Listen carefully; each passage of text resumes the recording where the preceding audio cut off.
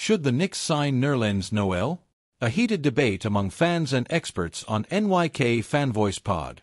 The New York Knicks are facing an important decision as they contemplate who will fill the final spot on their roster.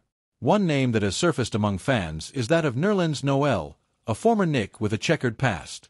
In a recent episode of NYK Fan Voice Pod, host Troy and his audience engaged in a heated debate on whether Noel deserves another shot with the Knicks. The discussion brought up strong opinions, not just about Noel, but also about the Knicks' strategy for the upcoming season. Nerlens Noel, a risk not worth taking? The conversation kicked off with a question from a fan named Keith P., who bluntly asked, "Where is Nerlens Noel?"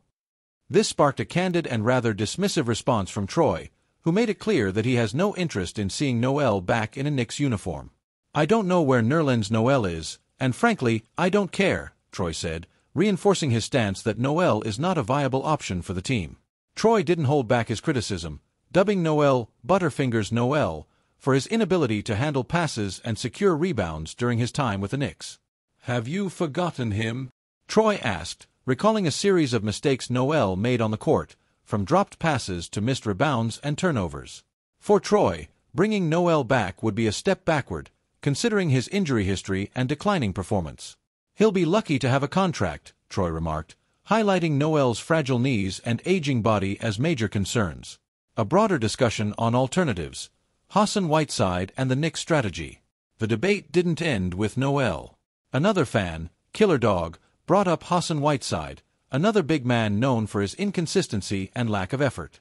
"If we're talking about Noel, we might as well see how Hassan Whiteside is doing," Killer Dog noted.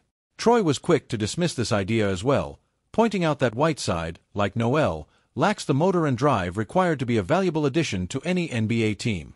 "There's a reason he's not in the NBA as well," Troy stated, underscoring his belief that neither Noel nor Whiteside would be effective for the Knicks. The discussion then pivoted to a broader evaluation of the Knicks management, particularly the job done by team president Leon Rose. Tony Riviera, another viewer, praised Rose's management, giving him an A to A+ rating for his efforts. However, he was equally dismissive of Noel, comparing him to Bol Bol and suggesting that Noel, known for dropping beach balls, is far from NBA ready. Troy agreed, saying, "I could throw Noel one of those big soccer-inflated balls, and he would find a way to drop it." Walker Kessler, the ideal candidate for the Knicks roster spot? While Noel and Whiteside were deemed unsuitable, the conversation shifted to potential alternatives who could fill the Knicks' final roster spot. One name that came up was Walker Kessler, a promising young center currently with the Utah Jazz.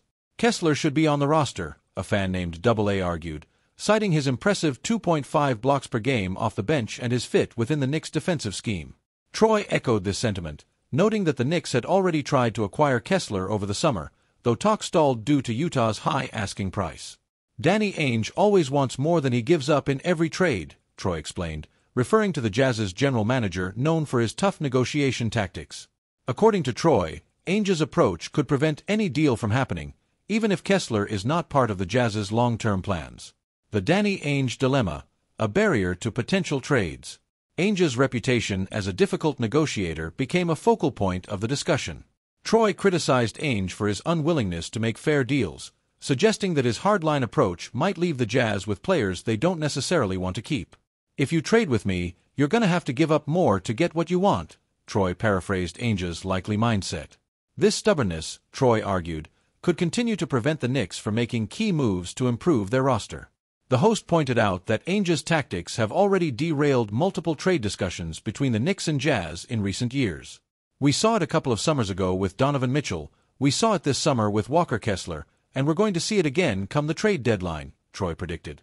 For Troy and many Knicks fans, Ainge's relentless demand for a trade advantage has become a recurring frustration. What's next for the Knicks? With the trade deadline approaching, the Knicks will need to navigate these complex negotiations carefully if they want to add the right piece to their roster. The debate over Nerlens Noel has illuminated broader concerns about player performance, management strategies, and front office dealings. While Noel may not be the answer, the Knicks have a variety of other options to consider. For Troy and many fans, the hope is that the Knicks continue to build a team that can compete at the highest level without sacrificing future flexibility. As the Knicks continue to weigh their options, one thing is certain: the debate among fans and experts is far from over. The final roster spot remains a crucial decision point, and how the Knicks choose to fill it could have significant implications for their season and beyond. Knicks fans, stay tuned to NYK Fan Voice Pod for the latest updates and lively discussions on all things Knicks. Don't forget to subscribe and turn on notifications so you never miss an episode.